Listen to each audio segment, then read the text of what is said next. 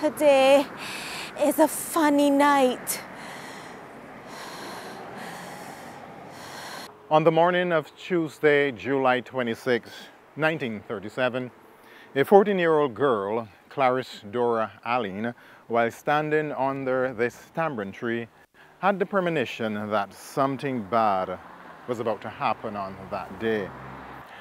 The story which her son Anderson Alleyne will later tell show how histories around the riots were contested, told, suppressed, distorted, and eventually deconstructed. Oh, good morning, sir. Morning. How can I help you? I would like to speak to the superintendent of the cemeteries. Yes, I'm superintendent of cemeteries. I am making an inquiry on behalf of my family. My name is Kenneth Lowe. Kenneth Lowe. Kenneth Leroy Lowe, to be Okay. precise. 9th of July 1937. Yeah, he was buried on section FA2B 186. Okay, thank you very much. I would like to be able to See the location? see the location. No problem. This is a grave in itself, and this one. Right there, yeah. You got grave here, grave here, grave here. So it's basically here. Right here, which would line up with. This is Westbury Cemetery. It is the largest on our island. It is right here, back on July 27, 1937, that the uncle of Anderson Alleyne was laid to rest in what was regarded back then as shameful circumstances. But thankfully, over 80 years after that event, we are here to lift that shame and to give voice, presence, and courage to those who lost their lives and to uplift their descendants and those who carried that shame and burden for those many years. I'm Sherwood McCaskey, and Today is a Funny Night. As always, we must begin by placing things in the correct perspective. Here is Professor Sir Woodville Marshall. Beginning of the 30s, we're still in the Depression, the big Depression, which in fact almost wrecked the economies of Europe and the Americas. And obviously that would have had some impact on the Caribbean. But it's also to a period of, in a sense, political, let's call it turmoil, again, if you look at Europe in particular, because the 1930s represent as well the rise of fascism. I mean, so this is true certainly for Germany, it is true for Italy, it is true for Spain. But you might say, therefore, that the rival blocs were already emerging. I mean, there's fascism on one side, communism on the other side, with England, with its democracy, more or less in between. So what I'm saying, therefore, is that the world was quite an unsettled place. Now, in terms of the impact on the region, when we come to the region, I would think it wasn't so much the political activities inside of Europe and the Americas which would have been a factor inside the Caribbean. It would be mainly the economic. Mainly the economic because what the Depression would have done is to intensify the deplorable social and economic conditions which had been in existence in most of this region since the 1860s. So in other words, I'm saying we had a very long period of deprivation. 1920s and the 1930s in the Caribbean, not only Barbados, were very terrible times. What was so prevalent in the region was the state of poverty. In fact, one British statesman got up in Parliament and said that the Caribbean are the slums of the British Empire. That's a real serious indictment. G.M. Macmillan traveling in the Caribbean in 1934, and he wrote a book later, Warning from the West Indies. He said, a study of the West Indies is a study of poverty. And he likened the poverty in the Caribbean to be worse than what he said among the peasants of West Africa and the Hottentots of South Africa. So the West Indies was condemned. There were conditions in which people actually suffered, and people had reverted back to eating dirt and eating anything that you could have. So this was the condition in July 1937. This is the condition, the situation with which we are dealing. Particularly the wages for agricultural laborers. I mean, women are most getting what was 20 cents a day, men are about 24 cents a day. But when in fact you put the cost of basics, the basics against that, there is a distance, eh? They're in a deficit position. So when they move, therefore, to how you compute the cost of feeding the prisoners in the jail, what they conclude when they look at the numbers and the cost of the various commodities, they say that the inmate of the jail is better fed than the normal agricultural labor. I mean, which is a very graphic statement of the condition of the mass of the people. There has always been a lot of discussion, I even have it in my classes at university, about causation, which I would want to speak a little about. What caused people in the Caribbean to rise up like this in the 1930s? Why not before? Well, there were some 19th century rebellions. We all know Vox Populi in St. Vincent and the Belmana and Tobago. And Barbados was not excluded from this. In fact, our records show that tension was mounting here on the island as well. There were two big strikes. The policemen went on strike in 1924. That was huge, a police strike. And that signified that things were not right in Barbados. In 1927, there was a strike in the docks. And Charles Duncan O'Neill had to run away from Barbados because he was going to be charged. And my understanding is that they did not pursue that because the riots might have come 10 years before, 27 rather than 37. These examples, though precursors, failed in comparison to what the island would eventually experience in 1937. So that some scholars loosely refer to it as unrest. So the rebellions, openly what we call rioting, would have been like the manifestation of what was boiling up deep down inside. Poverty, poor housing. In Bridgetown, along Gemmots Lane, along Cat's Castle, Sutter Street, where housing was very poor. And we're talking about houses which measured 10 feet by 12 feet. Some of those houses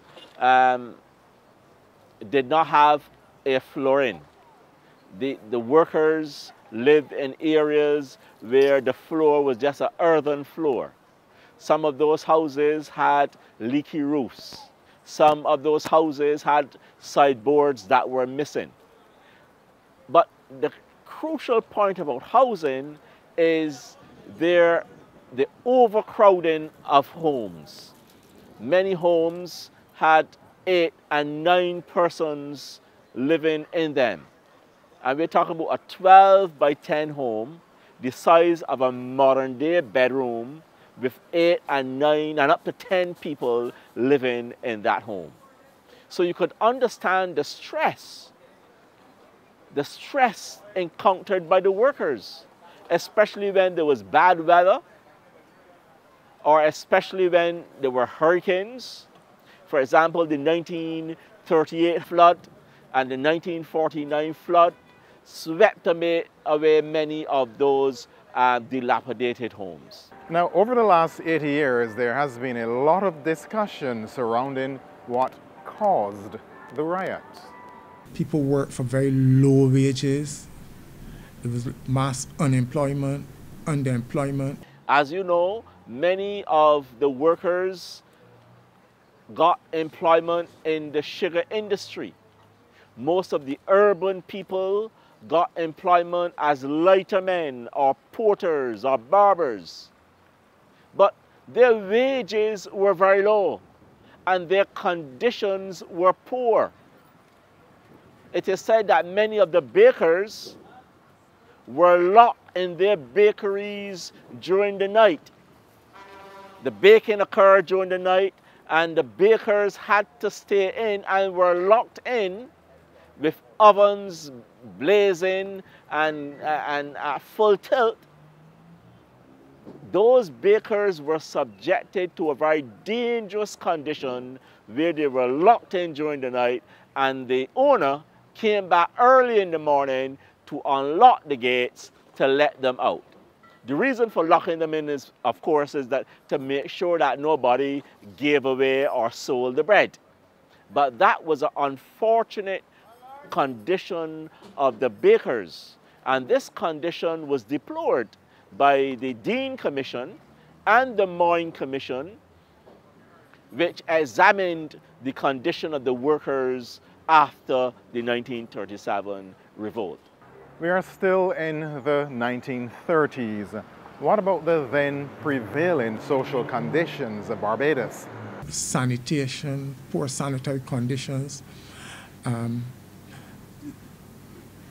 metabolic diseases. By metabolic disease, I mean diseases based on a lack of proper nutrition. But you also have very high infant mortality.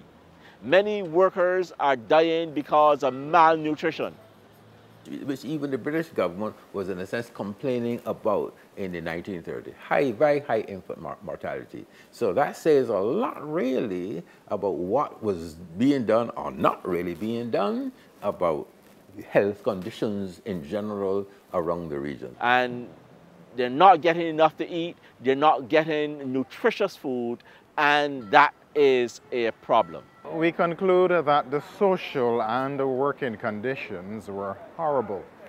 Nowadays, if this exists, workers seek representation from their trade unions. There were no trade unions to represent workers. The West Indies was in a very poor state. The islands of the Caribbean were in a very poor state. Added to that, social discrimination, the lack of a franchise. People could not vote unless they had a considerable amount of property. There was no representations. The local plant and merchant elite throughout the region dominated, as they dominated society and the institutions of society from the 19th century well into the 20th century. And that was really what the West Indies was about.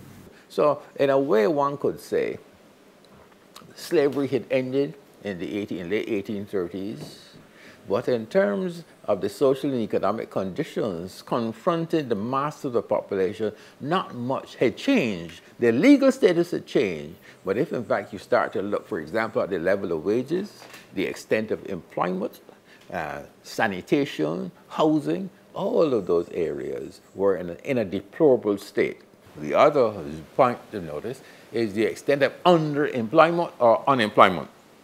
And this is a condition which has been true in Barbados ever since the 1860s. Indeed, it had been alleviated to some extent by migration.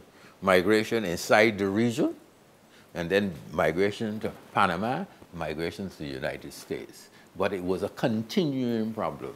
In fact, they would say, the Dean people would say, there were about 20,000 people too much around Barbados. And immigration outlets were closing or had closed.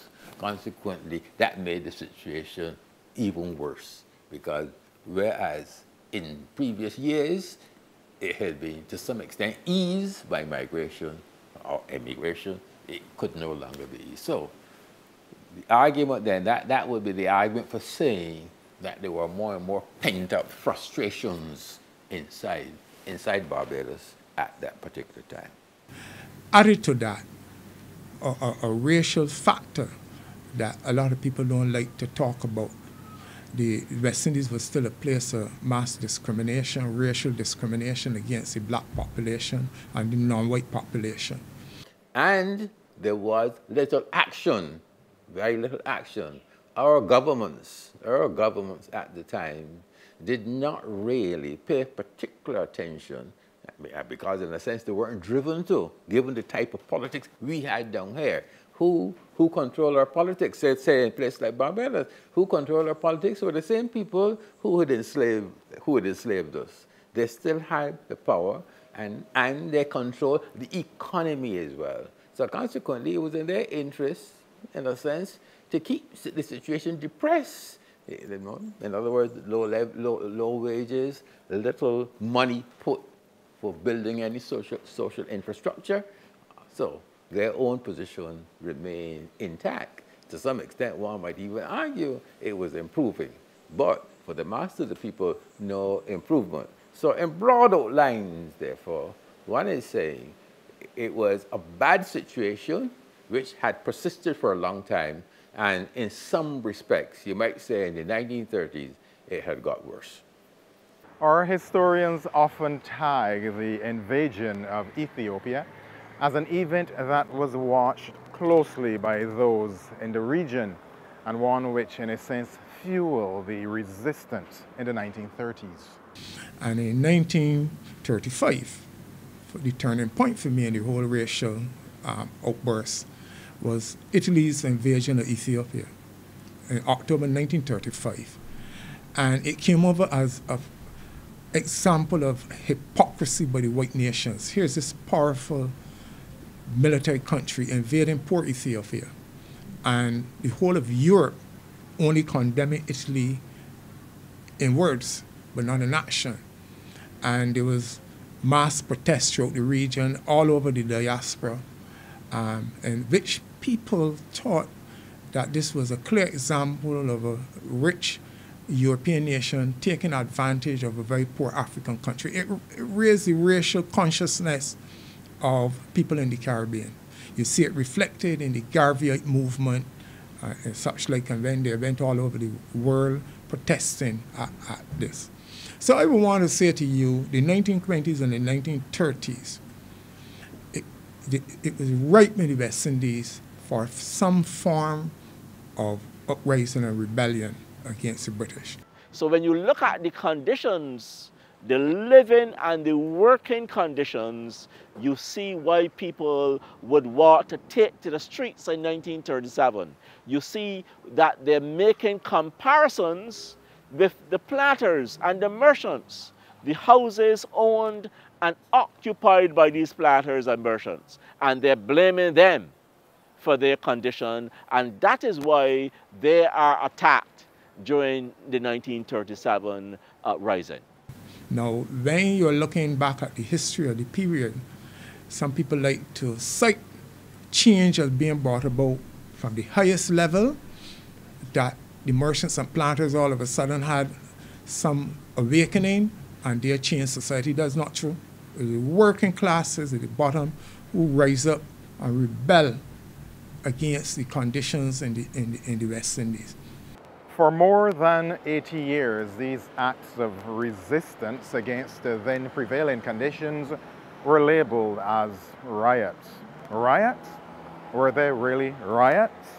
I use the term revolt rather than riot because riot does not adequately describe what happened in 1937.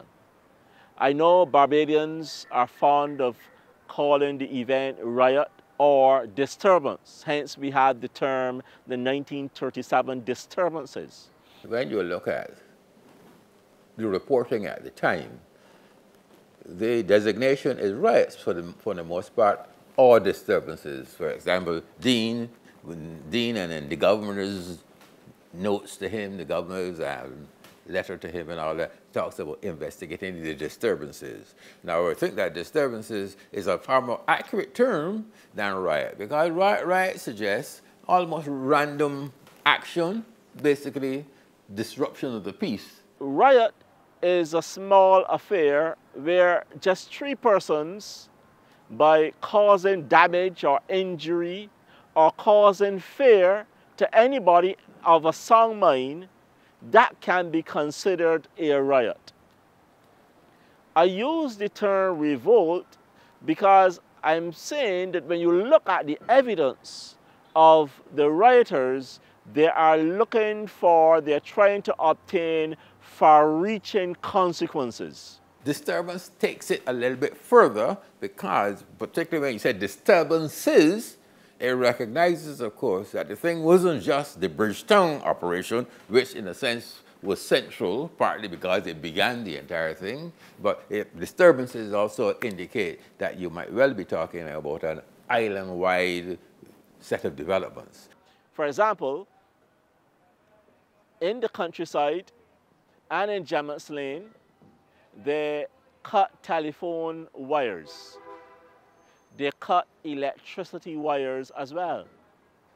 That indicates to me that it is something more than a slight affair, that they have another purpose, either to take over the government, either to remove the planter merchant elite from office, or to force the planter merchant elite to come to terms. Secondly, you will notice too that in general, the targets are fairly clearly identified. They're going to the yam fields and the potato fields. Okay, that is what they're doing. I mean, they're obviously taking on the property of those who they think are oppressing them. Okay, so that targets are there. And secondly, I'm saying there's at least rudimentary organization, which then leads, obviously, to a sense of grievance. I mean, and the sense of grievance comes through, of course, when you also look at the targets. I think we should go even beyond disturbances and talk about a rebellion. In fact, some of the more recent writings would talk about a rebellion or a revolt. And the reason for saying these things is that while riot is almost a random reaction to a perceived wrong, okay? A rebellion or a revolt would suggest that there's a set, fairly clearly understood set of grievances, and that might also suggest to a fairly clearly defined set of targets, okay? And thirdly, and if you put all that together, some rudimentary, at least, type of organization. And I'm saying that all those factors are present once you go and look at the action on the ground. All of those are present. I mean, what you find, particularly if, in fact, you look into the rural phase of the disturbances, gangs, the groups get together. You know, you can't get a group together unless you have at least elementary organization. So it is not just a slight affair, but the evidence from the rioters suggests that they were asking for far-reaching consequences. Consequences having an impact on their daily lives. Consequences relating to wages, higher wages, better conditions of work. These are the things that the workers were asking for. Workers were asking for political representation. Indeed, Clement Payne and his lieutenants were able to point their finger at these things during the 17 political meetings that were held here in Bridgetown. So we use the term revolt. I think revolt adequately captures what happened in 1937 rather than riot. From our local historians who deconstructed the history and placed it in its true perspective. Today is a funny night. I'm Sherwood McCaskey. Here's a special invitation for you to join us again next week at the same time. It's goodbye for now.